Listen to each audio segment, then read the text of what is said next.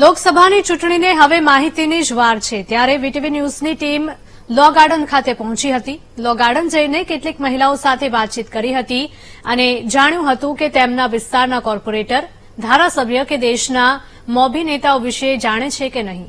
મહિલાઓને નેતાઓ વિશે ઓછી ખબર હતી, પણ તે જાણી શકાયું કે તેમના વિસ્તારમાં શું સમસ્યાઓ છે અને એવી આશા પણ વ્યક્ત કરી હતી કે નેતા એકદમ આદર્શ હોવો જોઈએ.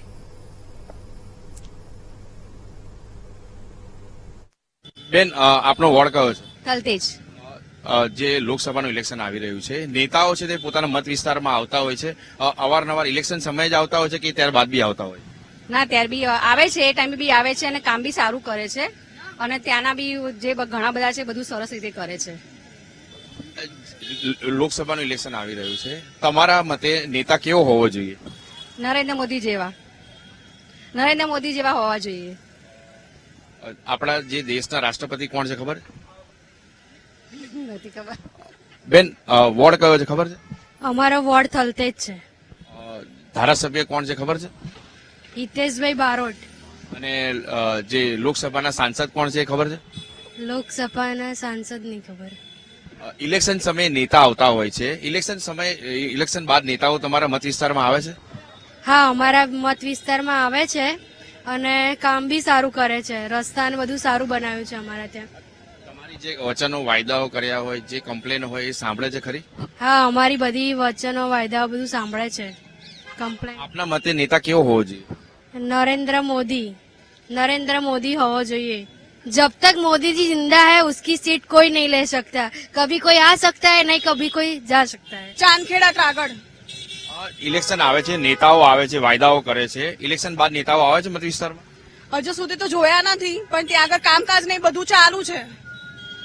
જે કામગીરી થવી જોઈએ થાય છે? આમ ગંદકી બહુ બધી છે એરિયામાં, પણ રોડ ને એવું બધું અત્યારે ધીમે ધીમે ચાલુ થયું છે બનવાનું. લોકસભાનું ઇલેક્શન આવે છે, ધારાસભ્ય કોણ છે ખબર છે? હજુ સુધી તો ખબર નથી કે કોણ. સાંસદ કોણ છે? કઈ જ આઈડિયા નથી. આપના મતે જે ધારાસભ્ય ચૂંટાયેલા પ્રતિનિધિ સાંસદ છે એ કેવા હોવા જોઈએ? આમ સારા હોવા જોઈએ કે દરેક વસ્તુ છે, પણ ત્યાં આગળ પ્રોબ્લેમ હોય એ બધા પ્રોબ્લેમ સોલ્યુશન લાવે. પ્લસ લાઇટિંગનો બહુ બધો ઇસ્યુ છે, પાણીનો પણ બહુ બધો ઇસ્યુ છે. ત્યાં આગળ પાણી એટલું ગંદુ આવે છે ક્ષારવાળું, તો એનું બધું બી એમને નિકાલ લાવવો જોઈએ. એ જ ચાંદખેડા. જે ઇલેક્શન સમયે નેતાઓ આવે છે, વાયદાઓ કરે છે, ત્યારબાદ આવે છે? જોતા જ નથી કોઈ દિવસ. એ પછી તો ધારાસભ્ય સાંસદને રજૂઆત કરી? કશું બધું ઘણી રજૂઆત કરી. પાણી તો એટલું ક્ષારવાળું આવે છે કે અમે લોકો પી પણ ન શકીએ. અત્યારે અમારે મિનરલ વોટર પીવું પડે છે, જે પીવાથી અમને પગની ને બધી બહુ જ તકલીફ થાય છે. તો એના માટે કંઈક સોલ્યુશન લાવે તો બેસ્ટ. આપના સાંસદ કોણ છે ખબર? I don't know. દેશના રાષ્ટ્રપતિ, વડાપ્રધાન? મોદી. અમે પોતે પણ મોદી છીએ. દેશના ગૃહમંત્રી ખબર છે કોણ? ગુજરાતના ગૃહમંત્રી અમિત શાહ. ચાંદખેડા. આ જે મત વિસ્તાર છે, નેતાઓ આવે છે, વાયદાઓ કરે છે. આપના મત વિસ્તારમાં નેતાઓ આવે છે? આવે છે ખરા. જયારે વોટ આવવાનો હોય ને જે ઇલેક્શન લેવાનો એ વખતે બહુ આવે છે, પણ અત્યારે જે કામગીરી ચાલી રહી છે એના હિસાબે એવું લાગે છે કે ધીરે ધીરે કન્ડિશન સુધરશે. જે કામ ચાલે છે ને તો પબ્લિક હાઈપર થઈ જાય છે કે ચોખ્ખાઈ નથી, આમ નથી. પણ જયારે કામ ચાલુ હોય પતશે ત્યારે એ જ વ્યૂ આપણને વધારે ગમશે. રોડ ને બધા સારા અત્યારે થાય છે. જે આપના મતે લોકસભાનો સાંસદ છે એ કેવો હોવો જોઈએ? આપણી વાત સાંભળે. આપણી વાત જે આપણે ચૂંટણી વખતે આવીને વાયદા કરે છે એ વાત તરત અમલમાં મુકાય છે, એ ધ્યાન રાખતો હોવો જોઈએ. સાંભળે એ મેઇન.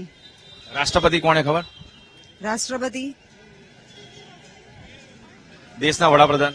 નરેન્દ્ર મોદી. દેશના ગૃહમંત્રી? અમિત શાહ. અને આપણા ગુજરાતના રાજ્યપાલ કોણ છે ખબર? ના. ગુજરાતના ગૃહમંત્રી?